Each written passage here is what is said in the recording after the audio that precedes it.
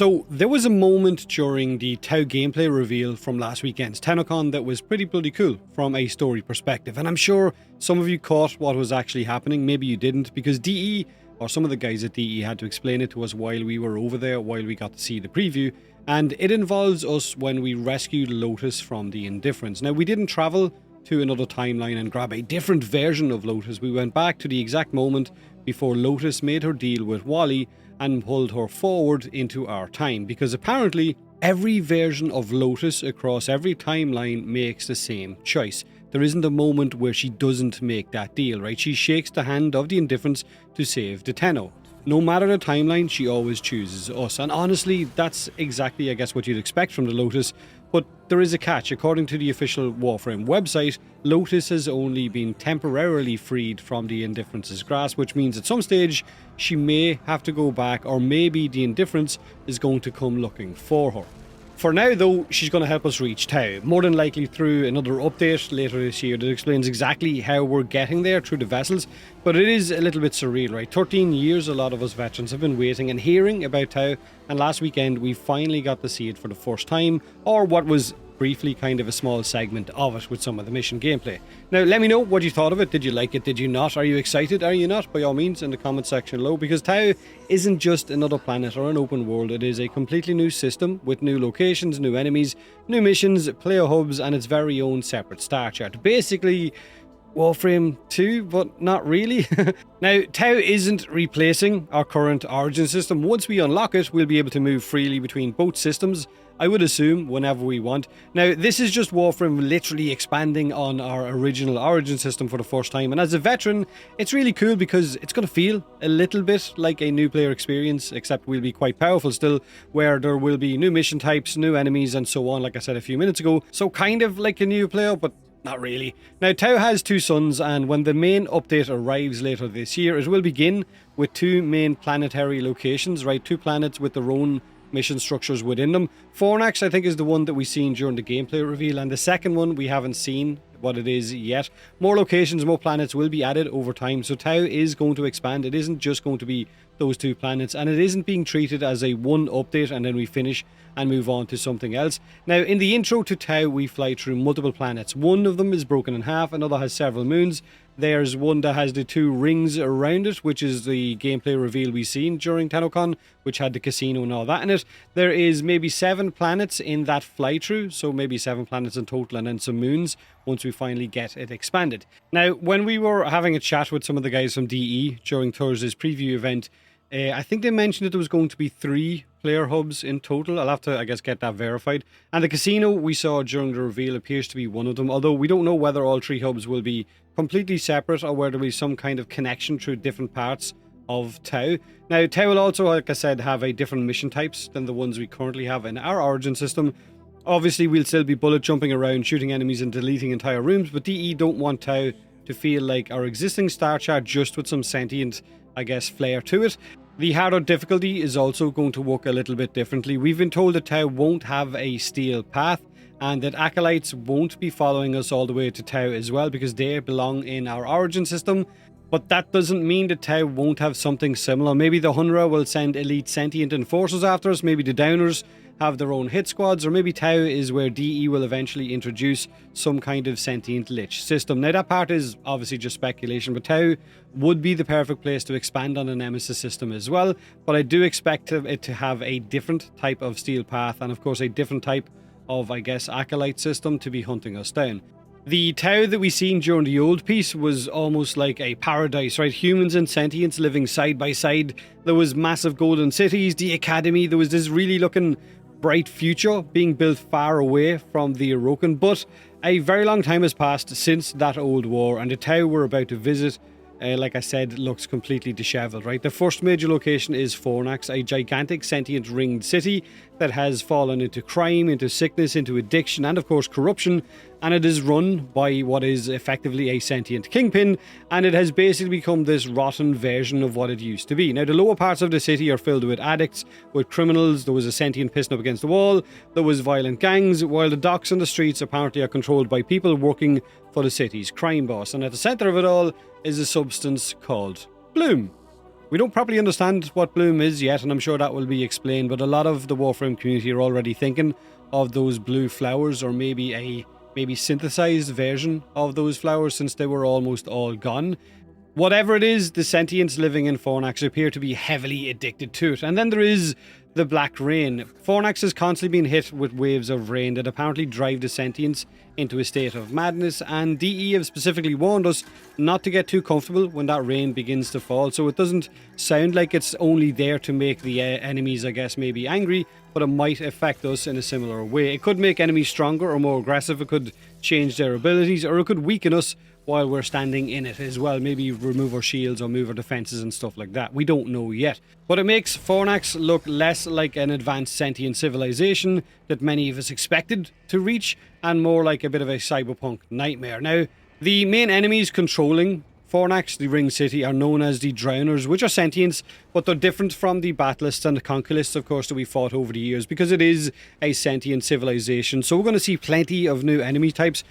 Thankfully, they don't look the same as a lot of the enemies back on our original Origin system. During the gameplay reveal, we seen two sentient twins who could fuse together into one huge enemy, and then there was that spinning laser around the arena, which looked like a really cool boss fight. There was those two huge feckin' sentients at the doorway to Hunra's room that scanned Brisco as he was about to enter that room to have a discussion with Hunra, which I would assume at some stage in the quest we'll maybe get to fight the two of them, considering they do seem to be maybe mini-boss material. But at the top of that criminal empire is a character known as Hunra, which we also got to have a look at during the gameplay reveal, and he did give off kind of, I guess, theme of maybe Kingpin from Spider-Man mixed with one of the aliens from Independence Day. Hunra is the one that controls the bloom supply, the casinos, most of the criminal activities that's going on throughout Fornax, and basically if there's something dodgy happening, he's the one in control. Now, the big question is, who exactly is Hunra? Because the reveal strongly suggests that it is, of course, Adis. There is that moment where it shows Adis being manipulated by the Indifference, and then all of a sudden it zooms in to Hunra's face. So you're led to believe that Hunra is Adis in the future who's heavily been manipulated by the Indifference to believe that we stole his light, not that he gave us the light, and now he hates Warframes, and of course he hates operators as well, which is why Albrecht mentions that when we get there, if he's not dealt with, there will be a war. Now, the same Adis who was our closest friend during the old peace, same Adis that we thought was dead, but there was a moment at the end of the old peace where he was being held by that Orokin soldier who said they were going to bring him to the Terran Academy. So it looks like either they did bring him to the Terran Academy and he was revived, or something has happened. Maybe Adis is in fact the man in the wall. We don't know. It could be that DE is deliberately trying to send us in the wrong direction. But I would be very surprised if it wasn't in fact Adis that was the Hunra. Now, also shown off during the TennoCon gameplay reveal was one of our next few Warframes, which is called Brisco. Brisco is a new detective-themed Warframe working with Albrecht to infiltrate the gangs inside Fornax in order to stop this war from happening whenever we do arrive. But he isn't, I guess, being presented as a normal kind of Warframe. He is described as a chimera frame and appears to have his own personality, his own thoughts, and his own internal monologue, like any good noir detective would have. Now, the characters around him can't hear him, but we can, and I'm hoping that it stays like that in the normal, I guess, day-to-day gameplay missions and not just for this quest, because he is, of course, being voiced by Matt Mercer. Now, while Brisco is investigating the city and following leads, we get to hear his, I guess, cynical narration over everything that he does. He has everything that you would expect from a noir detective, right? He has a long coat, he has a hat, he has a cigar, he has a general look of maybe a Warframe that hasn't had a proper night's sleep in about 30 years. And we also seen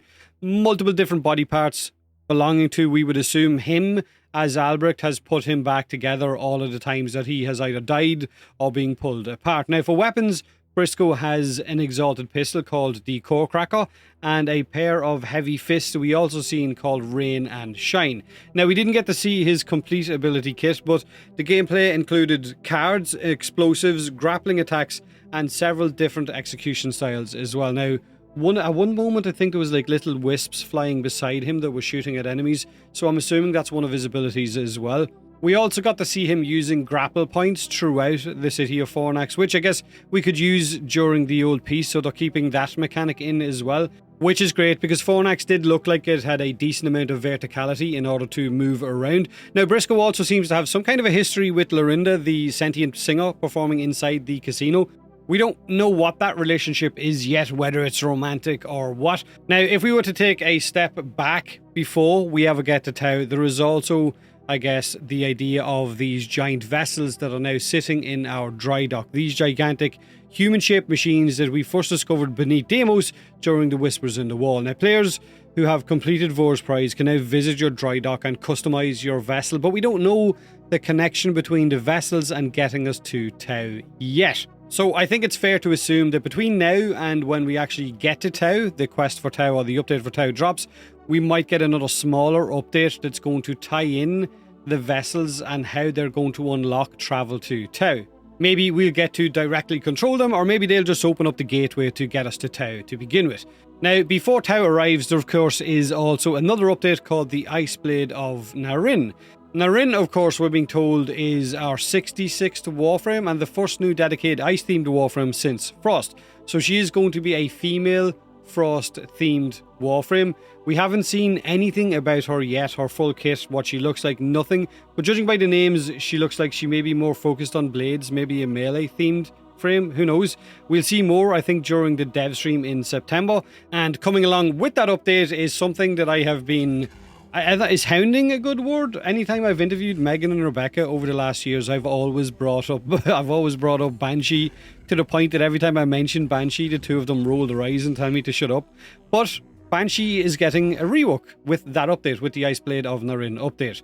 DE hasn't explained any of the changes yet, but the goal apparently is going to be to improve her sound-based abilities and make her better to play.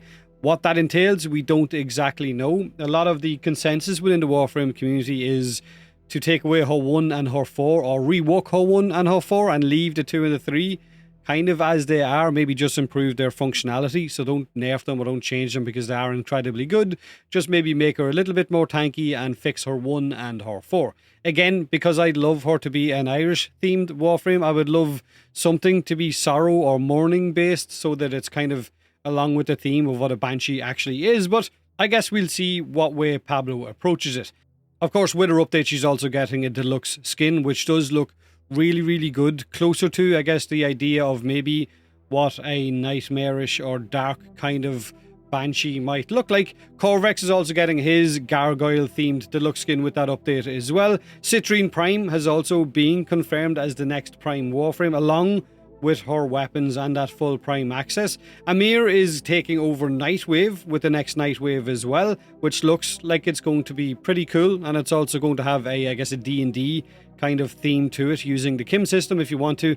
Then Dog Days is returning. Mace's Heirloom, of course, is out right now. But that was pretty much the meat and the veg, or the big reveals from the TennoCon dev stream this year. Apologies for the video taking a full week for me to get it out. I did stay over in Canada for a few extra days this year, and jet lag kicked the absolute crap out of me when I came back. And I think one of the days, I think yesterday, I slept for like 14 hours straight, which I haven't done since I was in my teens. So I do apologize for the video being late, but here it is. Let me know about everything you thought of the reveals from TennoCon, whether you thought it was a big day for reveals, or maybe you thought some of the reveals in the past, like the doors opening on Eidolon and all of that, whether they got a bigger shout. I think Matt Mercer's name got the biggest shout of all, but I do think maybe the moment where the cutscene had us flying through all of those planets as we got to Tau had a very big pop from the audience, and I kind of think that it maybe was very close, if not better, than what we got when the doors for Eidolon opened up and we seen the open world for the first time. But I guess the big takeaways from the TennoCon reveals is, of course, Tau, right? It isn't just another open world island or a few extra nodes added to the star chart. It is an entirely new system with new missions, new planets, new enemy types, new resources. We've been told there's no steel path, but maybe there's a different variation of a difficulty ramp up. There is another link to the story that is the indifference of the man in the wall and what exactly is going on. So we're going to get to advance that story a little bit more as well. The old piece showed us what paradise looked like, whereas Tau is going to show us what it looks like when that paradise collapses, with the black rain, with the crime, with the bloom addiction, and I guess maybe Adis being this brutal sentient kingpin. Oh, and I forgot to mention that Brisco apparently also has his own sentient hound that goes around and fights with him as well. But let me know in the comment section below what you thought of all of the reveals from the big day at TennoCon last week. I will have more videos coming out over the next few days for Soulframe and of course for new weapons and stuff like that as well. So stay tuned for those. Have a great day, have a great weekend, and as always, thanks for watching.